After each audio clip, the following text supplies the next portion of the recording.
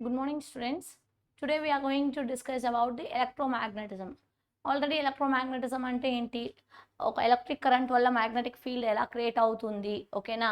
ఆ మ్యాగ్నెటిక్ ఫీల్డ్లో what of the components ఉంటుంది, ఆ ఫీల్డ్ లైన్స్ ఏంటి, ఫ్లక్స్ అంటే ఏంటి, ఫ్లక్స్ డెన్సిటీ అంటే ఏంటి, ఇవన్నీ డిస్కస్ చేసాం.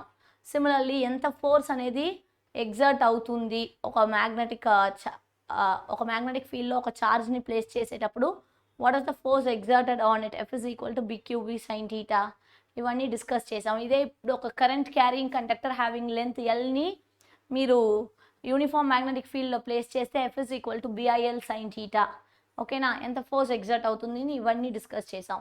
నా the last topic in electromagnetism is we are going to discuss about electric motor. What is that? Electric motor. What is meant by motor? Motor is a device which converts mechanical energy to electrical energy. Sorry, motor is a device which converts electrical energy into mechanical energy. అంతే కదా నాన్న, మనము ఏం చేస్తాము, ఇన్పుట్గా electrical energy ఇస్తాము, so output ఏమిస్తుంది, mechanical energy. అంతే కదా, ఇన్పుట్ ఏమిస్తాము, ఎలక్ట్రికల్ ఎనర్జీ అప్లై చేస్తాము, అవుట్పుట్ ఏమి ఇచ్చిద్ది, మెకానికల్ ఎనర్జీ ఇచ్చిద్ది, అవునా? ఓకే, ఇప్పుడు మోటార్, మన ఇంట్లో మోటార్ ఉంది, ఏం చేసిద్ది, మనం స్విచ్ చేస్తాము. ఓకే, స్విచ్ చేస్తే అండర్ గ్రౌండ్లో ఉండే వాటర్, బోర్ వాటర్ని ఆర్ ట్యాంక్కి ఎక్కించాలంటే అలా లిఫ్టింగ్ ది వాటర్, ఒక మెకానికల్ వర్క్ అనేది ఇది పర్ఫామ్ చేస్తుంది. So this is the concept of motor. ఓకేనా? ఎలక్ట్రికల్ ఎనర్జీని మనం ఇన్పుట్గా అప్లై చేసేది మన ఇంట్లో ఉండే ఎలక్ట్రికల్ ఎనర్జీ. సో ఆ ఎలక్ట్రికల్ ఎనర్జీని వాటర్ లిఫ్టింగ్ అనే ఒక మెకానికల్ ఎనర్జీగా కన్వర్ట్ చేయడమే మోటార్. ఓకేనా? యాక్చువల్లీ మోటార్ అనేది ఏం లేదు, it is the converse of generator. Actually మీకు జనరేటర్, మోటార్ రెండు గురించి డిస్కస్ చేస్తాం మనము. అంతకుముందు ఫస్ట్ మోటార్ అంటే దాంట్లో ఏమేమి పార్ట్స్ ఉంటుంది అని తెలుసుకోవాలి. ఓకేనా? మోటార్ అంటే దాంట్లో ఏమేమి పార్ట్స్ ఉంటుందంటే, actually motor is nothing but it is the converse of generator అని చెప్పా. ఓకే, జనరేటర్ ఏం చేసిద్ది అది కూడా తెలుసుకోండి. What is a generator? Generator is a device which converts mechanical energy into electrical energy. Mechanical ఎనర్జీని ఎలక్ట్రికల్ ఎనర్జీగా కన్వర్ట్ చేయడమే జనరేటర్. ఓకేనా? ఎలక్ట్రికల్ ఎనర్జీని మెకానికల్ ఎనర్జీగా కన్వర్ట్ చేయడం మోటార్. ఓకే, సో ఇప్పుడు ఫస్ట్ జనరేటర్ ఎలా ఉంటుందని చెప్తాను. ఒక షాఫ్ట్ ఉంటుంది, ఓకేనా? ఇక్కడ మ్యాగ్నెట్స్ ఉంటుంది, మ్యాగ్నెటిక్ పోల్స్ ఉంటుంది, ఓకేనా? ఈ మ్యాగ్నెటిక్ పోల్స్ మీద ఇలా వైండింగ్ ఉంటుంది, this is called as field winding. ఓకేనా?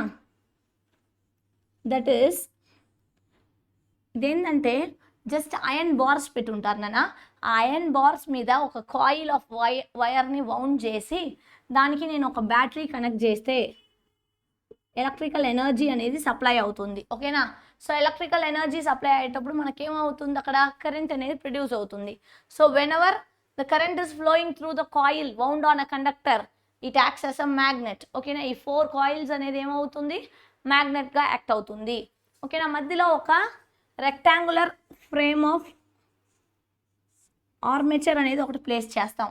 ఓకేనా? ఈ రెక్టాంగులర్ ఫ్రేమ్ అనేది ఎలా ఉంటుందంటే, ఓకేనా, ఒక థిన్ ఐరన్ని తీసుకొని థిన్ షీట్స్గా కట్ చేసి దాన్ని లామినేట్ చేస్తున్నాం. యాక్చువల్లీ లోపల స్లాటెడ్ షీటే తీసుకుంటాం, స్లాటెడ్ రెక్టాంగులర్ థిన్ షీట్స్ తీసుకొని మనం లామినేట్ చేసి ఒక షీట్ మీద ఒక షీటు ప్రెస్ చేస్తాము. ఓకేనా? ఇలా ప్రెస్ చేసి దీని మీద ఏం చేసి ఉంటాం, అగైన్ కాయిల్ని వౌండ్ చేసి ఉంటాం. This is called as armature. ఓకేనా? దీన్ని ఏమని చెప్తాము, ఆర్మెచూర్ అని చెప్తాం. ఓకేనా?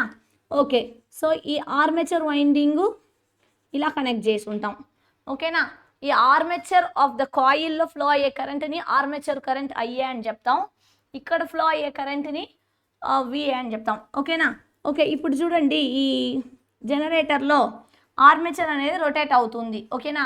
దెర్ ఈజ్ వన్ లా, ఓకేనా, Faraday's law of electromagnetic induction.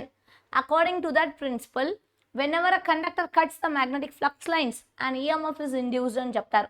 What is the meaning? ఇది చూడండి, ఇప్పుడు ఇక్కడ నేను కరెంట్ పాస్ చేశాను, సో దట్ ఇదన్నీ మ్యాగ్నెట్గా కన్వర్ట్ అయి ఉంటుంది. సో మ్యాగ్నెట్లో ఇప్పుడు ఒక నార్త్ పోల్కి సౌత్ పోల్కి మధ్యలో ఏమవుతుంది, మ్యాగ్నెటిక్ ఫ్లక్స్ లైన్స్ అనేది ఫ్లో అవుతుంది. ఈ మ్యాగ్నెటిక్ ఫ్లక్స్ లైన్స్ని ఒక కండక్టర్ అనేది కట్ చేస్తే, ఈ మ్యాగ్నెటిక్ ఫ్లక్స్ లైన్స్ని ఒక కండక్టర్ అనేది కట్ చేస్తే what happens, whenever a conductor cuts the magnetic flux lines, whenever the conductor cuts the magnetic flux lines,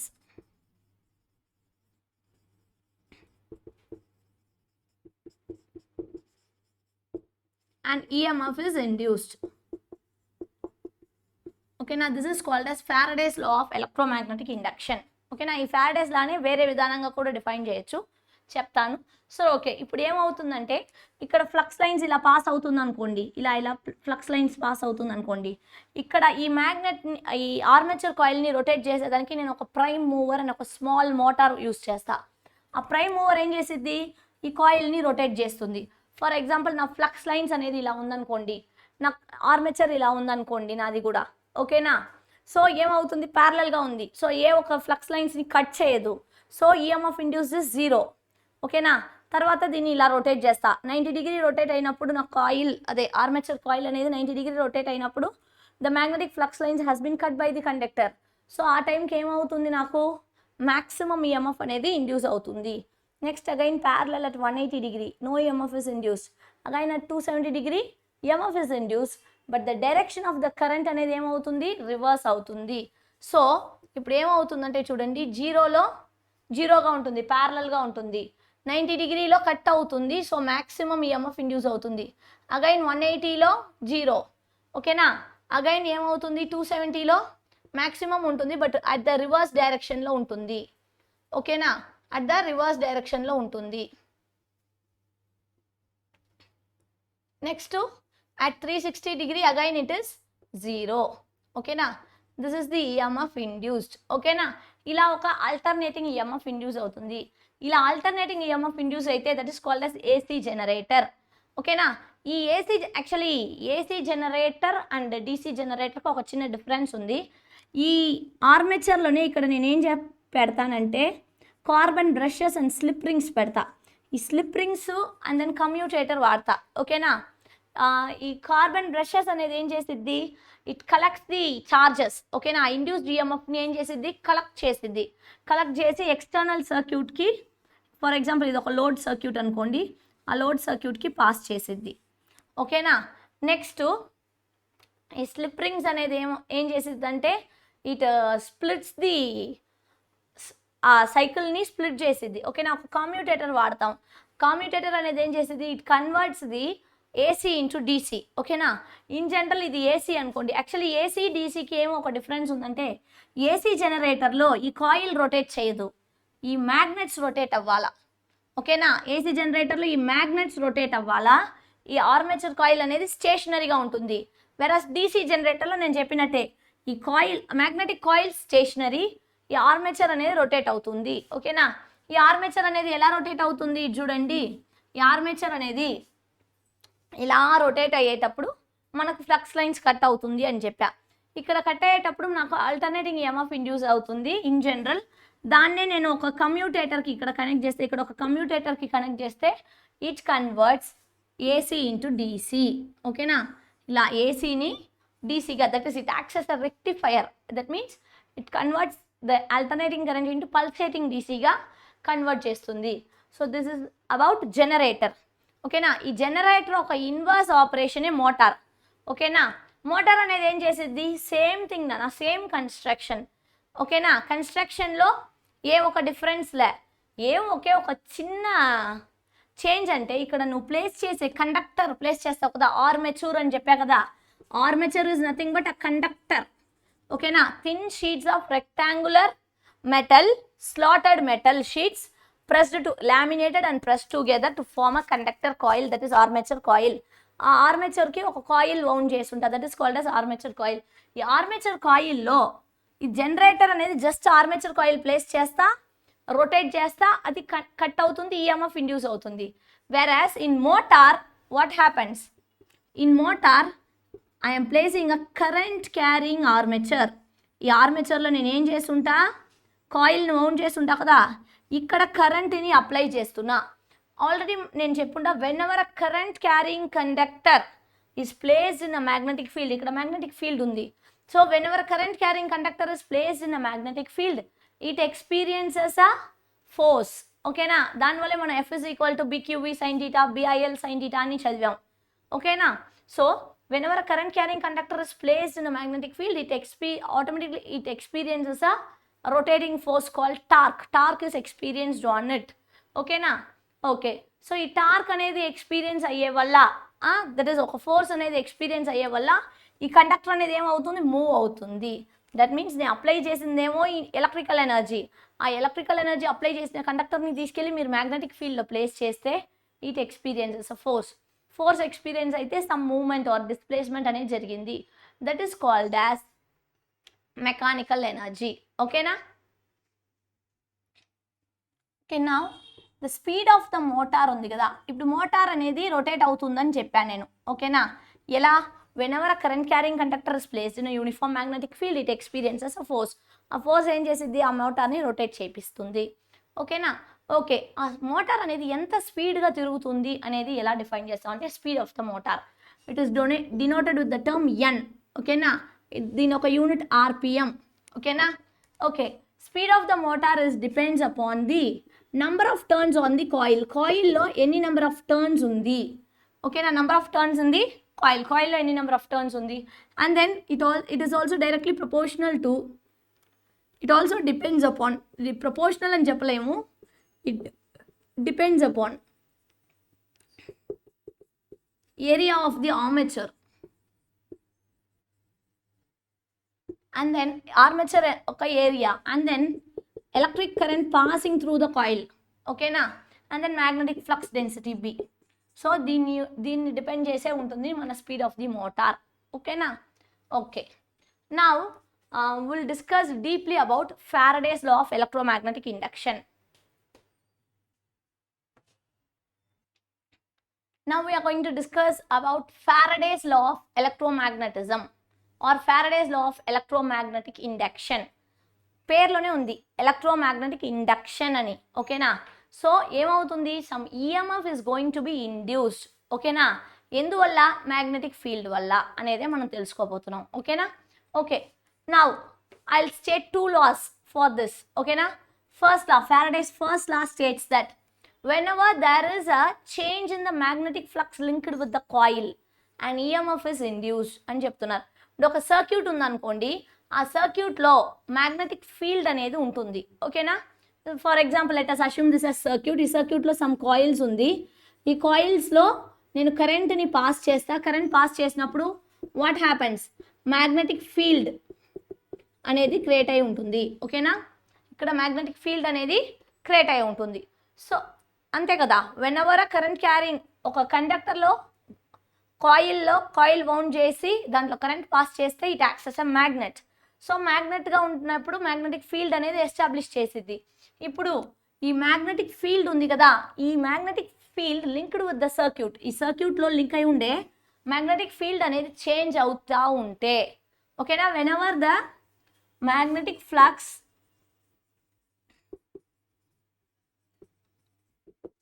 linked with the circuit changes, whenever the magnetic flux linked with the circuit changes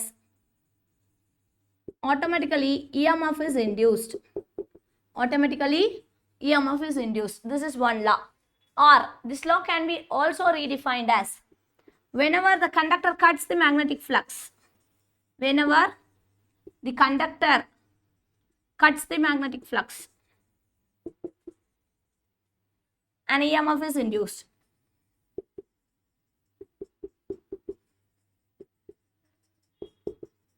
ఓకేనా, EMF అనేది ఎప్పుడు induce అవుతుంది అని చెప్పడమే first లా. ఎప్పుడు ఒక circuit ఉంది, ఆ సర్క్యూట్లో ఉండే మ్యాగ్నెటిక్ ఫీల్డ్ అనేది చేంజ్ అవుతూ ఉండే వరకు మనకు ఈఎంఎఫ్ అనేది ఇండ్యూస్ అవుతూ ఉంటుంది. That is one thing. Or ఇప్పుడు ఒక మ్యాగ్నెటిక్ ఫీల్డ్ ఉంది, ఒక మ్యాగ్నెట్ పెట్టేసి ఆ మ్యాగ్నెటిక్ ఫీల్డ్ అనేది ఎస్టాబ్లిష్ అయి ఉంది, అక్కడ ఒక కండక్టర్ని తీసుకొచ్చి ఆ మ్యాగ్నెటిక్ ఫీల్డ్ లైన్స్ని కట్ చేస్తే and EMF is induced in the conductor itself.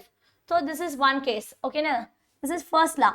And what about second law? Second law లో ఏం చెప్తారంటే ఎంత EMF ఇండ్యూస్ అవుతుంది how much EMF has been induced అనేది సెకండ్ లా. ఓకేనా, Faraday's second law states that the induced EMF E is directly proportional to rate of change of magnetic flux.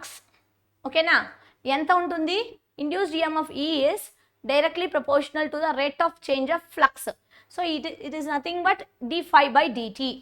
ఓకేనా, okay, E is equal to, ఈ ప్రపోర్షనాలిటీని remove చేసే దానికోసం ఒక constant add చేస్తున్నా, which is nothing but n. n అనేది number of turns of the coil. ఓకేనా, always here we should use some minus sign. Why should we use minus sign? It is the interference of, or it is the result of Lenz law. ఈ minus sign అనేది ఎందుకు use చేస్తామంటే it is stated by Lenz law. What does the Lenz law states?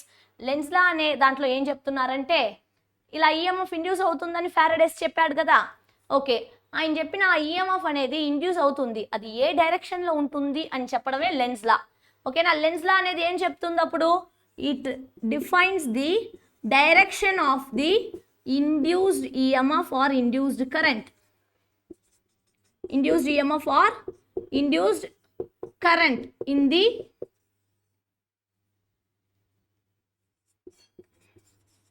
electromagnetic induction. Okay, na electromagnetic induction లో induced EMF produce అవుతుంది కదా, ఆ produce అయ్యే induced EMF ఏ డైరెక్షన్లో ఉంటుంది అని చెప్పడమే లెన్స్ లా. ఓకేనా, ఓకే సరే, లెన్స్ లా ఏం చెప్తుంది చూస్తాం. Actually, Lenz law states that, okay, the direction of the induced EMF is always opposite to the production or cause of the induced EMF. Okay na, that means the induced EMF produce అవుతుంది కదా, ఆ induced EMF produce అయ్యేదానికి reason ఎవరో వాళ్ళ ఒక డైరెక్షన్కి opposite డైరెక్షన్లోనే ఈ induced EMF అనేది ఉంటుంది. ఓకేనా, what does Lenz law state? Lenz law states that the direction of the induced EMF is always opposed to the cause or production of the induced EMF. Induced EMF produce అయ్యేదానికి ఎవరు reason? మీరే చెప్పండి. Magnetic field, అంతే కదా. So magnetic field డైరెక్షన్కి ఆపోజిట్లోనే induced EMF ఉంటుంది. For example magnetic field lines, that is B direction ఇలా ఉంటే ఇండ్యూస్డ్ ఈఎంఎఫ్ ఈ డైరెక్షన్లో ఉంటుంది. So it is always in the opposite direction to the magnetic flux. So this is called as Lenz law. Okay, ఇప్పుడు మనం Faraday's law of electromagnetic induction discuss చేసాం. What does the law states? E is equal to minus N into d5 by dt అని చేసాం, right? Okay, already చెప్పా ఈ minus అనేది it is due to the introduction of Lenz law. That is ఆ Lenz law ఏం చెప్తుంది? The Lenz law states that the negative sign in the Faraday's law of electromagnetic induction states that, or defines that, the direction of the induced EMF is always opposite to the production or cause of it అని చెప్తున్నారు. Okay, actually ఈ lens లా ఉంది కదా, ఆ Lenz లా అనేది దేని base చేసి work అవుతుందంటే it is based on the law of conservation of energy. ఓకేనా, ఎనర్జీ కన్జర్వేషన్ ప్రిన్సిపల్ని ఫాలో అవుతుంది. Okay, law of conservation of energy. Okay, and one more thing, ఈ ఫారడేస్ లా నుంచి I'm going to derive a law called Neumann's law. ఓకేనా, ఎలా derive చేస్తాం? Let's discuss that. E is equal to minus of d by dt of, ఇక్కడ ఉండే ఎన్ని నేను లోపల మల్టిప్లై చేసుకుంటాను నాన్న, n5. ఓకేనా, as we already know magnetic flux density B is equal to 5/A, right? Magnetic flux density B is equal to 5/A.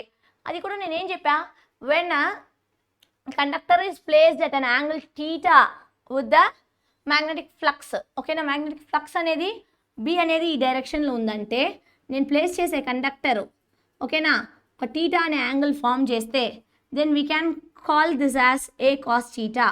ఓకేనా, this is the effective area. ఓకేనా, ఎఫెక్టివ్ ఏరియా ఎంత?